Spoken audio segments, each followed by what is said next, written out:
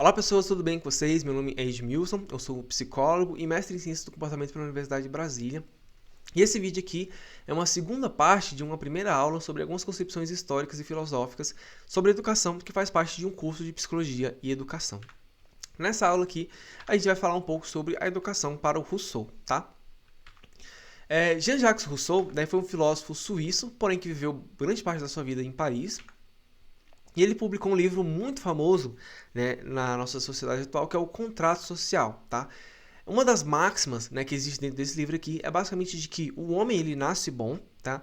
Porém a sociedade o corrompe, ou seja, as relações sociais e as instituições sociais acabam fazendo com que o homem ele perca um estado de nascença, né, que seria um estado natural, né, de bondade, tá?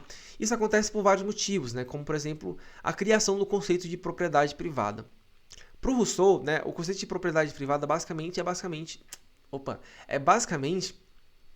pessoas se apropriarem em relação a bens que são comuns, bens de todas as pessoas. Isso acaba criando, né, uma desigualdade social, né, o que acaba fomentando ali lutas e conflitos por poder dentro dessa sociedade. Então, no momento em que uma pessoa designa, né, que um pedaço de terra pertence a ela, né, e que outras pessoas não vão ter acesso a esse pedaço de terra, né, isso cria uma desigualdade social, no qual uma pessoa tem um poder em relação àquele espaço e outras pessoas não têm poder em relação àquele espaço, e isso pode começar a gerar conflitos, no qual as pessoas que não têm poder em relação a esse espaço podem querer requerer esse espaço, né, e isso pode gerar lutas para poder ter o poder em relação àquele espaço físico, como também outras coisas também, né? Então, questões relacionadas à alimentação, questões relacionadas a trabalho, saúde, educação, vão ser permeadas pelas essas lutas e conflitos dentro da nossa sociedade também, tá? O livro do Contrato Social, então, vai dizer basicamente que o homem nasce bom, né? Então, quando ele pensa, né, na figura de uma criança, essa criança é um ser puro, né? Ela não foi corrompida ainda, né? Então, ela não possui uma maldade dentro dela ali que vai influenciar como que ela vai tratar as outras pessoas, né? Porém, né, quando essa pessoa ela começa a viver em sociedade, começa a ser exposta a questões sociais, de injustiça social, né, pouco a pouco essa pessoa ela vai sendo corrompida, né, e em busca da sua própria sobrevivência ou da sua própria sanidade mental, ela também começa a cometer injustiças, né? Então ela começa a ser influenciada e corrompida por essa sociedade no qual ela vive. E aí, uma pergunta que o Rousseau faz é como que a gente consegue manter essas boas qualidades dos homens? Então, no momento da sua nascença você é bom, porém quando você vai começando a viver dentro da sociedade, você vai se tornando cada vez mais mal e corrompido, né? Como que a gente consegue manter essas boas qualidades dos homens durante toda a sua vida? Para isso ele escreveu um outro livro, né, que é um livro bem famoso também chamado de Emílio ou da Educação, tá? E a resposta que ele chega, né, que ele quer defender nesse segundo livro é que para a gente poder manter essas boas qualidades, a gente precisa utilizar a educação, tá? Vamos falar um pouco em relação a essa obra do Emílio, então, tá? Nessa obra aqui, que é uma obra tanto um romance literário, como também um tratado, né, formal para poder falar sobre educação, o Rousseau ele vai fazer uma crítica muito fundamentada em relação à educação daquela época, que era uma educação rígida e punitiva. Então, uma educação que era muito pautada em processos disciplinares e também de punição desses indivíduos. A gente falou um pouco em relação a isso em algumas aulas anteriores. Além disso, também, ele vai defender a ideia de que a educação é um direito de todos. Então, no momento em que ele escreve esse livro, ele vivia numa sociedade onde existia uma separação, uma desigualdade social muito forte, onde crianças que tinham poder aquisitivo elas podiam passar por um sistema educacional, porém outras crianças não podiam, né? Por exemplo, crianças que trabalhavam em fábricas ou que tinham que ajudar os pais nas lavouras, etc., e não podiam ter acesso à educação formal. Além disso, também, né, o Rousseau, né, ele é muito importante na área da educação justamente porque ele foi um dos primeiros pensadores, um dos primeiros filósofos a entender, né, a infância como uma fase distinta, né, do desenvolvimento humano. Então, as crianças elas possuem características e necessidades que são específicas de crianças e que não são, né, encontradas em outras fases de desenvolvimento, como por exemplo na vida adulta. E ele entende que esse momento ele precisa ser único na vida desse sujeito, né? Que é uma concepção contrária daquela época que considerava que crianças eram basicamente pessoas adultas em miniatura, né? Que atribuíam características, formas de pensar e perspectivas que eram do mundo adulto, né? E o Rousseau vai mostrar que não, né? Crianças elas possuem características próprias e essa fase da infância, né, é uma fase muito única que precisa ser preservados alguns pontos. Então ele vai fazer uma distinção em relação ao que é um homem natural, né, que para ele seria um homem livre, espontâneo e guiado pelas necessidades em harmonia com a natureza, então um homem bom. E o homem civil, né, que seria esse homem que é corrompido pelas instituições sociais e também pela vida urbana, dentro da sociedade. E aí surge uma pergunta, né? Então, como que a gente pode educar, né? Então, a resposta é a educação. Então, como a gente pode educar uma pessoa para poder privilegiar as características de um homem natural? Para isso aqui entra o conceito de educação negativa, que é um dos conceitos mais importantes do Rousseau dentro da perspectiva pedagógica, e que seria que, reconhecendo que a infância é um estado, um momento da vida do sujeito único no desenvolvimento, né, então a gente vai privilegiar as características que fazem parte desse estado único de desenvolvimento.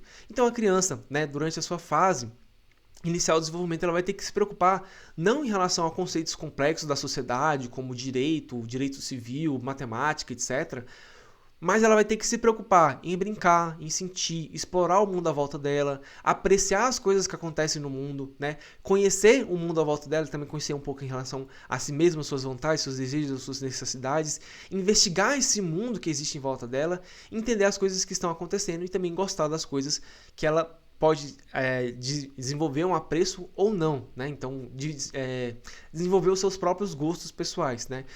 E esse processo aqui, né, de educação negativa, o Rousseau ele acredita que é um processo que tem que acontecer num ambiente natural, ou seja, em contato máximo com a natureza, né? Longe das instituições sociais, longe dessa sociedade que a gente vive, que tem ali como intenção máxima corromper, né, essa natureza humana. Então, ele quer fugir, né, dessa sociedade que corrompe os seres humanos e colocar essas crianças para poder se desenvolver em um ambiente natural, para poder preservar nessas características que são boas, né, da infância desse sujeito. Para isso, ele vai dizer que existem 3 mestres fundamentais que vão guiar esse processo de desenvolvimento, tá? O primeiro seria a natureza, né? Então esse ambiente, esse contato direto com o ambiente natural, tá? As coisas, que vão ser objetos que essas crianças podem criar, né? Também podem ter contato, que vão auxiliar e mediar o contato que elas têm com o mundo, são instrumentos, né, que podem auxiliar essas coisas, e também as outras pessoas. Então, como que elas vão se relacionar com as outras pessoas, né? Tanto de uma perspectiva mais social, né, mais formal, como também de uma perspectiva emocional, romântica, desse sentido, né? Então, esses são os 3 grandes mestres que o Rousseau vai dizer e que são importantes no processo de desenvolvimento desse sujeito. O Rousseau, além de reconhecer a infância como um período único de desenvolvimento dessas crianças, ele também é um dos primeiros teóricos a identificar fases do desenvolvimento dessas crianças, né, que ele vai dividir aqui basicamente em 5 fases principais. A primeira delas seria basicamente a lactância, que acontece entre os 0 e os 2 anos de idade, onde essa criança ela vai passar por um desenvolvimento físico, sensorial e cognitivo, a partir da sua interação com o mundo. Lembrando aqui que essa interação, o ideal dela é que ela aconteça em um ambiente natural, né?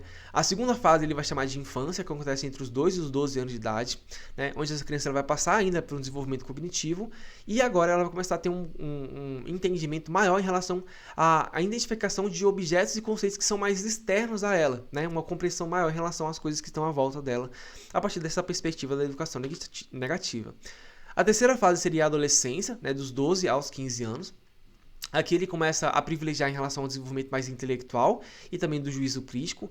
E é aqui, né, que essa criança vai começar a ter contato maior em relação a questões mais formais da sociedade, né? Então, conceitos de matemática, de ciências, de história e física, né, que seria basicamente esse modelo de educação formal que a gente tem dentro das escolas atualmente, né? As pessoas elas só começariam a aprender esses conceitos mais específicos, né, depois de eles tiverem, né, os seus 12 anos de idade. A quarta fase seria a mocidade, né, que dura ali entre os 15 e os 20 anos de idade, né, que a pessoa passaria, né, a desenvolver mais uma questão de desenvolvimento moral e social, né? Então ela começaria a ter relações com outras pessoas, né? Essas relações guiariam ela em relação ao entendimento em relação a como que essas relações devem funcionar. E não só isso, também como ela deveria experienciar diversas experiências culturais e sociais. Então, o Rousseau ele vai falar que a pessoa ela precisa viajar, conhecer o mundo, né, e viver a vida para que ela entenda em relação a como a sociedade e o mundo funciona. E por fim, né, a partir dos 21 anos de idade, essa pessoa chegaria na vida adulta, né, que seria basicamente a consolidação em relação a esse desenvolvimento, e esse seria o momento, né, ideal para que a pessoa conseguisse aderir aos seus papéis sociais. Então, onde de fato ela começaria a trabalhar, né, e exercer um papel dentro de uma sociedade. Notem aqui, né, que esse processo aqui ele acontece no ambiente natural, né? Porém, o Rousseau ele vai dizer que existe um papel importante nesse processo, que seria o papel do tutor, né? Esse tutor seria uma pessoa específica e especializada para poder acompanhar o processo de desenvolvimento desse sujeito, tá? E que acompanharia desde o primeiro ano de vida, né? Então 0 anos, até os 21 anos de idade, seria a última fase de desenvolvimento. Para isso, esse tutor ia apresentar uma educação individualizada.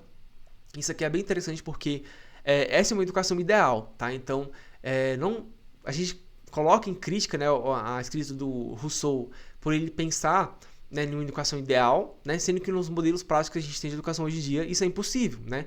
Um professor ele tem que dar aula para 30, 40, 50 alunos ao mesmo tempo, sendo que aqui, né, ele está justamente privilegiando justamente aqui um professor, né, para que ele consiga dar o seu máximo em relação a um processo educacional, ele precisa estar em contato próximo com um único aluno, né, onde ele vai conseguir entender as necessidades específicas dessa criança, né, e dar a devida orientação e supervisão para essa criança se desenvolver, né, a partir de um plano de ensino, né, específico que vai considerar todas essas fases do desenvolvimento que o Rousseau está falando dentro da sua obra.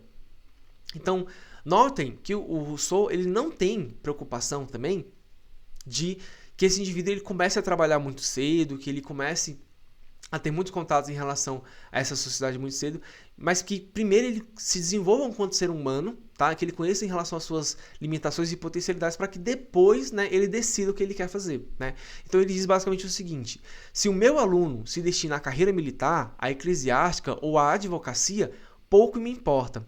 Antes da vocação dos pais, né, que seria basicamente herdar uma profissão dos pais, a natureza chama para a vida humana, a natureza chama para viver uma vida de fato, né?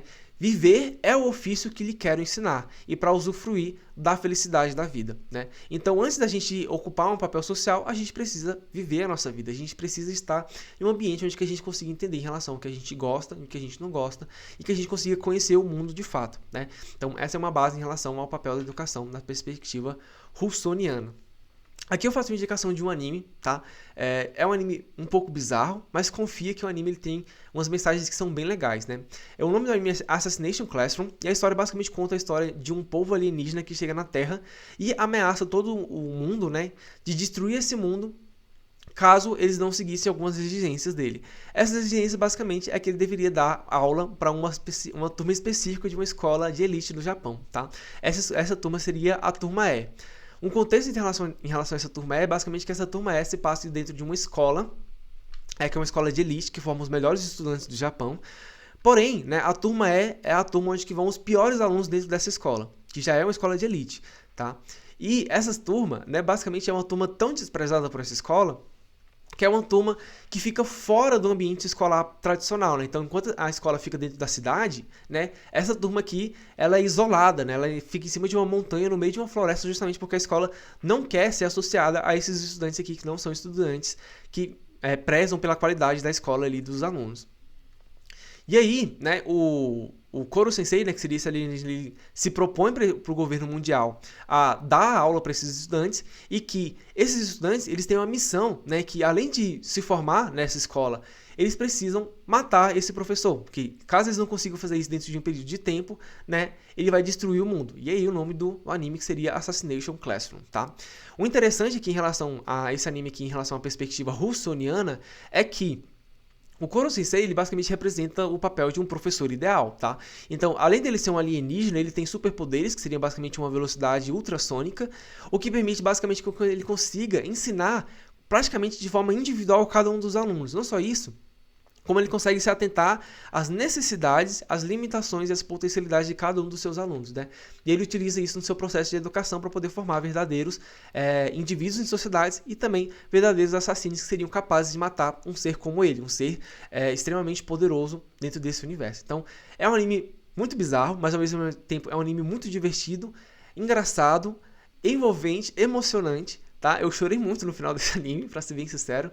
E tem todo esse plano de fundo em relação ao papel da educação, né? Ao papel do professor, que eu acho muito bacana e lembra muito aqui em relação ao que o Rousseau está dizendo ali no seu tratado do Emílio e a educação, tá? Então fica aí a indicação, né? Quem gosta de assistir anime ou já assistiu, né? Fica a recomendação. E quem não gosta de assistir anime, dá uma chance porque é um anime bem legal, né? E tem várias mensagens que são muito, muito legais aqui em relação a essa história, tá? Então, pensando nesse papel, né, voltando aqui, pensando nesse papel da educação segundo Rousseau, né, vamos pensar algumas notícias que saíram recentemente na nossa sociedade. Então, em 2023, né, o censo escolar, ele identificou basicamente um aumento de 27,5% em relação à educação profissional nos estudantes. Ou seja, formação de estudantes de uma perspectiva profissionalizante. Ao mesmo tempo, em 2024, a gente teve notícias basicamente que o tempo de contribuição para poder se aposentar, né, para a Seguridade Social, aumentou, né? Então, precisa ter mais idade e ter mais tempo de contribuição. E aí, dentro dessa perspectiva do Rousseau, que valoriza justamente que a pessoa ela tem uma vida, né, antes de desempenhar o seu papel social, né, a gente começa a se questionar. Então, por que a gente tem uma sociedade que tem tanto interesse, né, em desenvolver profissionais, né, desde o começo da educação básica? Por que essa educação profissionalizante ela é tão exigida? Tá? E não só por isso, né, como que esse indivíduo ele é cobrado, né, desde a sua educação básica a desempenhar um papel social, e não só isso, como ele é exigido a desempenhar esse papel social por tanto tempo, né? Então, para que ele consiga de fato viver a sua vida, né, que pra gente aqui é entendido basicamente que a gente consegue viver a nossa vida depois de se aposentar, ele precisa passar cada vez mais e mais tempo contribuindo para o desenvolvimento da sociedade, ou seja, desempenhando um papel de uma pessoa que é economicamente útil. Né, que seria basicamente um objetivo secundário da educação roussoniana. Então fica aqui o questionamento. Né? Então, dentro dessa perspectiva que a gente vive atualmente da educação, a gente vive para trabalhar, né? Então a gente passa a nossa vida inteira se preparando para trabalhar e trabalhando durante boa parte dela, né? Para a gente conseguir se aposentar quase que no final da nossa vida, ou a gente trabalha para viver. Né? Então a gente passa tanto tempo se preparando e trabalhando, né, que a gente realmente consegue viver a nossa vida, né? E quando é que a gente consegue viver a nossa vida? Fica aí a reflexão para vocês em relação a isso, tá?